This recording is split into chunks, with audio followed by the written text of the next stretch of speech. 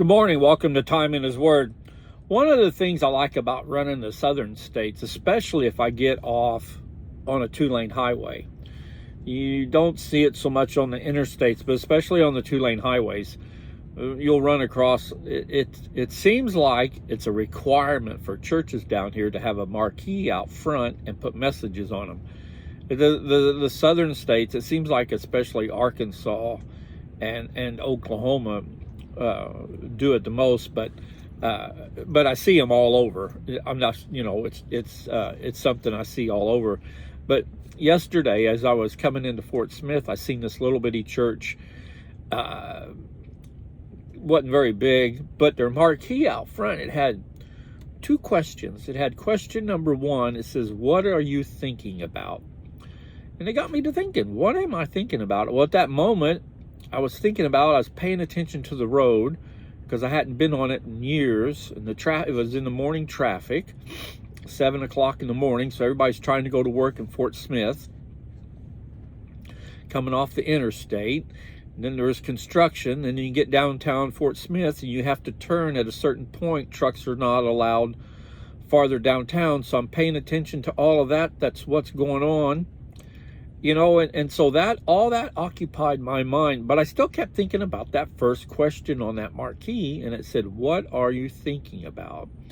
And I kept thinking that would be a great message to put together for the Time in His Word site. So this morning, the first question I have is, what are you thinking about? As the day progresses, what are you thinking about? Do you think about just normal?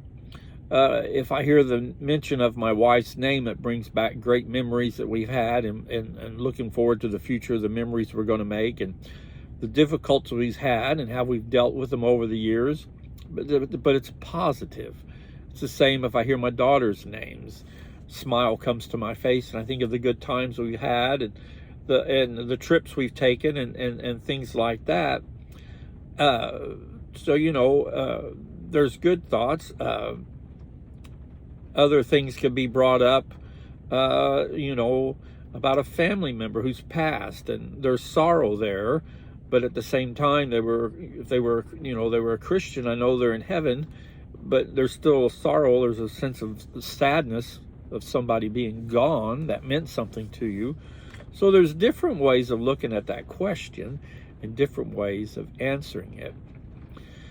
But the second part of that Marquis question says, "Are you thinking about eternity?" Now that one hit me, because how many times through the day do we even take a moment to think about the God we serve, or the task He's leading us to do, or anything about Him? I've told you repeatedly, I listen to Enlighten. It's a gospel channel on XM. So I have that going on all day long. So I have in the background, it varies in volume from being loud to just background noise. But, it comes back to that.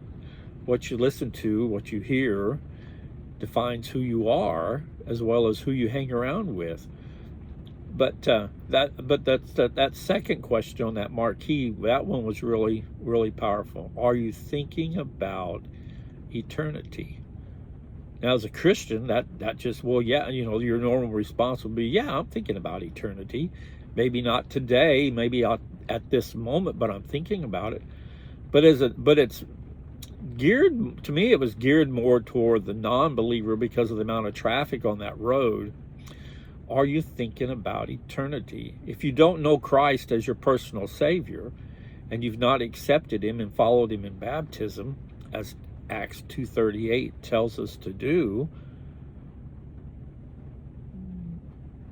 where do you think you're going to spend eternity? Do you have even thought about eternity? So that I like that question on that marquee, especially for the amount of traffic on that road, because it's a very powerful message, a very powerful question, without being intrusive at the same time. It's just a simple, what are you thinking about? In Philippians 4:8, it says this: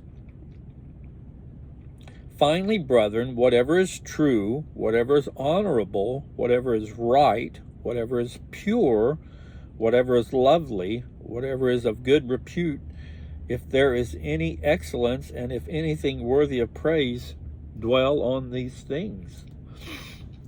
So that tells us what to dwell on. It's telling us to dwell, to me, to dwell on the scriptures, to dwell on the love that we have for God and the love that he has for us. It tells us what to do and how to go about doing it.